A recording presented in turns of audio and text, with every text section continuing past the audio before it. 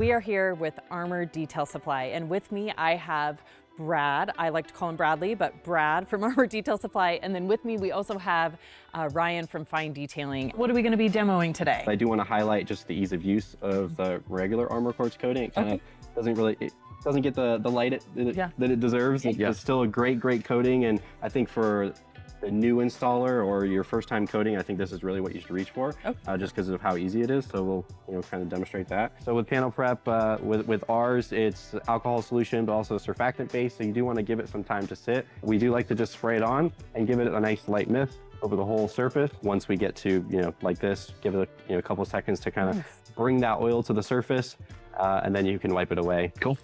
So we're done with that. What towels are we using for coating? I like a thinner pearl weave for the first wipe.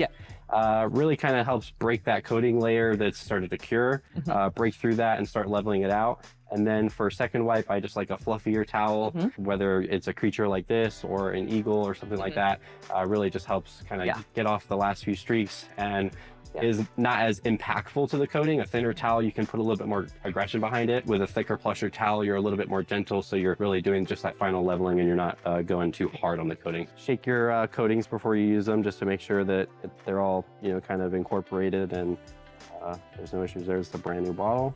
Prime my applicator. These are no soak, typical rag company no soak, pearl weave 70-30. Butterfly it in so that I have a nice even layer. And I'll recap. When you're using the quartz coating, especially in here, we're like 70 degrees right now, plenty of work time. You probably get anywhere from 60 seconds to maybe 3 minutes, depending on, there's a kind of a big buffer window. Like we said, this is a very easy coating to use. So I'll work about half the hood at a time just to be safe. So I like to do an X, kind of X marks the spot of where I'm working, just to get the coating evenly distributed. I'll go and do all my edges first, just to make sure you're not missing anything. And then from there, you can do circles or straight lines. It really doesn't matter. I like circles, personal preference. With this, it's really nice to do circles because it kind of holds on to you. If you want to do straight lines, you can. I like circles because it feels like I'm working the coating in a little bit more. And I feel like I get a little bit even of an application that way. Once I've kind of gone from there to there, I'm done. I don't have to do the cross hatching. Once I see that it's, I've covered everything, then I'm good to go.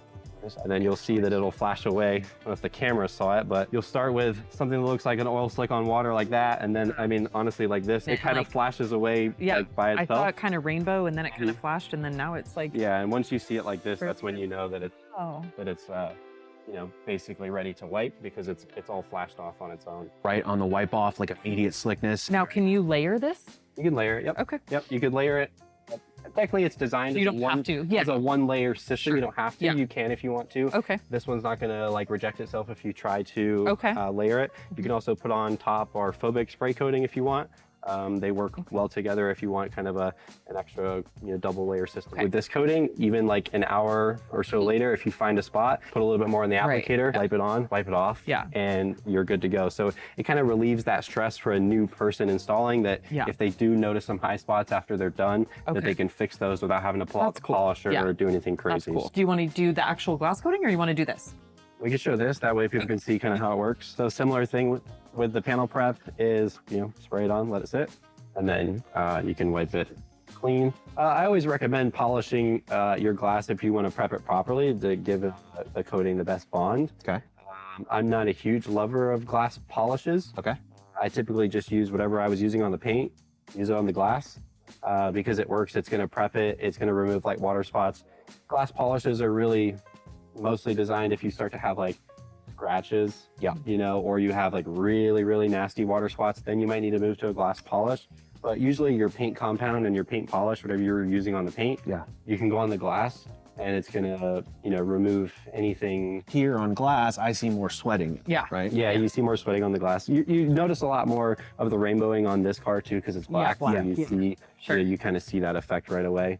But you'll see, it'll dry out a lot and it'll dry to like a whitish kind of haze like this, which is normal. And that's kind of your telltale sign to be able to wipe it off. Yeah. With all of our new coatings, it's all 4 hours before you can get it wet. That would be the other difference between this and glass coating is, this you would want to let it cure.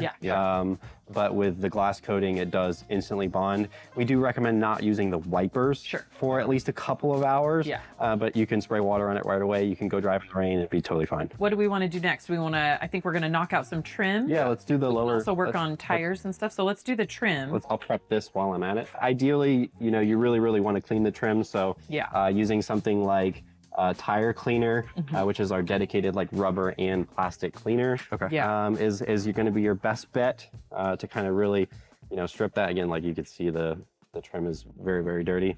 To really strip the surface, then you can go back with the panel prep, get it fully clean. It looks like light oxidation. I mean, this isn't anything like crazy where the trim's like completely trashed or anything. This is kind of in between like a newish car and you're way at the end of the spectrum. The you know, Chevy Avalanches and stuff like that. So it'll give a nice, you know, newness to the trim and you know, kind of revitalize it. But we'll go through.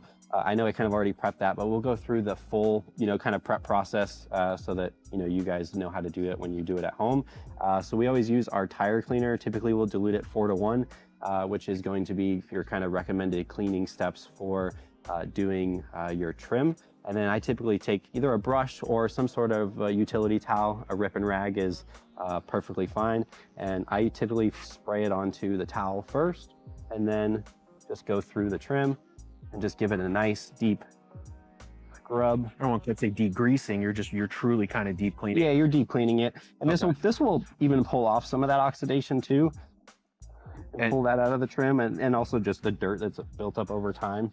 Again, trim is very porous, so it tends to hold on to a lot unless it's sealed. And do you recommend your tire cleaner at the concentrate at 2:1 versus like clean APC, or 4:1 is what we recommend for the tire cleaner. I would recommend this over the clean APC. You can use both. You're not going to have an issue. Okay. But this is specifically formulated for like tires and rubbers. Yeah. Whereas clean APC is a little bit more gentle, a little bit more olive around of a cleaner. Okay. But either one will work totally fine. Makes sense. Even though we did that, we do want to just do a final cleaning with panel prep just to make sure that this is fully, you know, kind of grease free. So similar thing on the trim. Spray that on. And just give it a nice wipe down. We can show the little mini applicator in all of its glory. It's perfect for these kind of little intricate areas. So now for those that didn't see last year, so this is actually like a dye infused ceramic, right? So it actually comes out black. Yep. It's a little bit messy. Definitely wear gloves. While it is dyed, if you get it on your paint, get it on your chrome, you get it on your glass, it will just wipe off. Yeah.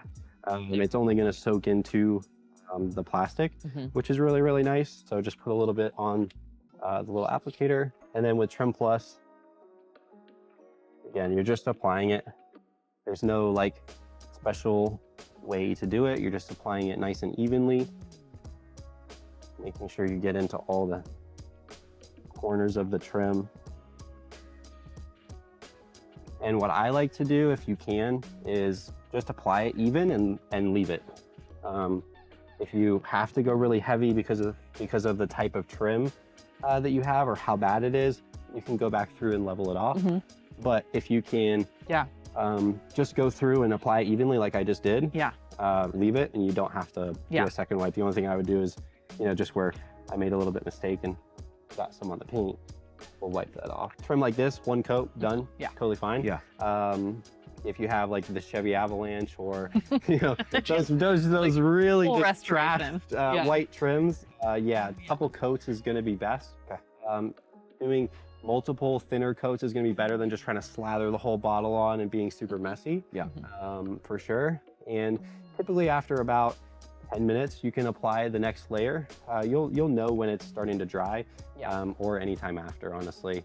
Between 10 minutes to an hour is usually a good time. It's technically not a ceramic formula, so it's not closing the pores of the plastic. Sealing the plastic, so it's open to new dressings, new, you know, new Trim Plus layers, things like that, which is really nice. But in terms of when it needs to be reapplied, it's really a case-by-case basis. It's going to depend on the type of trim. It's going to depend on the preparation, obviously. It's going to depend on how the car lives, whether you're in Mr. Arizona, Florida, versus maybe someone in like Colorado or New York. It's gonna be different. But just look, and if you start to see it, kind of wearing away, then just apply some more. So we have 2 different tire conditioning treatment options in our lineup. We have Tire Plus, which is going to be your typical water-based dressing, going to last a couple of weeks to a month or so.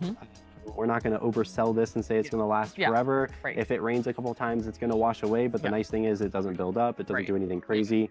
And you can just reapply as you need to. Even if the tire's dirty, you can just apply it. It's going to be okay. The next one is, the bigger brother, where you need to do, think of this more like a paint sealant.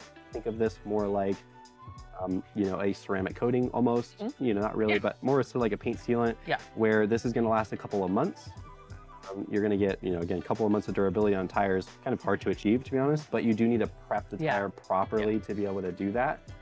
So these tires were prepped with Ulex. So number 1, our wheel or our tire cleaner. So get all the browning, get all of the, the grit, the grime, basically go until the tire cleaner is not brown on the tire anymore. That's when you know you're good to go. And then from there, on some tires, you'd be totally fine with that. But if you've been using like solvent-based silicone dressings before, they tend to be really substantive on the surface. Tire cleaner, it may make the tire look like it's clean, but still below the rubber, there is that stuff that's sitting there, the silicone solvent stuff that just lingers forever. So using solvent to remove solvent works really, really well. So something like Ulex to really strip the tire, and you'll notice tires, doing that process on a tire too is not something I would recommend all the time, but when you do it, it's really healthy. It really strips the tire, really lets the new product bond properly, whether it's Ghost or just a standard dressing. It's really good for the tire to do that every once in a while to remove that buildup. So that is kind of the prep process for Ghost, because again, it is a sealant. You want to make sure that you're prepping it properly. Typically, I would use for Ghost like a foam applicator, but we can show how that even though these are designed for coating, they will work really well for any sort of dressing or anything that you might have. So I just put a little bit on the surface. Ghost is kind of a runny liquid, so you got to be a little bit careful when you're pouring it out. And then with Ghost, again, kind of like the Trim Plus, a couple thinner layers is going to be a lot better than just slathering it on the tire and hoping that it self-levels. The way you apply it is the way it's going to level. So just make sure you take your time to apply evenly. And, again, if you do the first layer and you're not happy with the shine, you can just do another layer after about 10 minutes, and you can layer it until you're happy with the shine. So a lot of people like Ghost because you can go from a very, very matte looking tire all the way to like extreme gloss, depending on how many layers you put on. With Ghost 2, I typically don't like to use a brush for the final application. If you want to use it to get in some of the nooks and crannies and stuff, you can. But again, the way it's applied is the way it's going to level with this product. So if you leave those brush stroke lines, you'll have brush strokes in the final. Once you've applied Ghost, you don't have to do the full like strip. You can just go through with like tire cleaner at like a more heavy dilution, like 2-to-1 or standard kind of tire cleaning. And then just go right over the old existing. And then we'll do Tire Plus on the back tire. This one, Tire Plus, apply it like you would any standard, dressing. And these are all water-based, right? That's the nice thing. These are all water-based. Again, silicone or solvent is, again, we use it to clean the tire, but reapplying solvent too often to your tire is damaging to the tire. So sticking with something water-based is definitely a lot better for the tire longevity over time. That's awesome. I love it. Sweet. Anything you want to like tease? Like anything that's coming that's coming. We've always got new stuff in the works. We've got some new decontamination stop products in the works specifically, and we may be rounding out our interior lineup with something new coming soon, but not right now.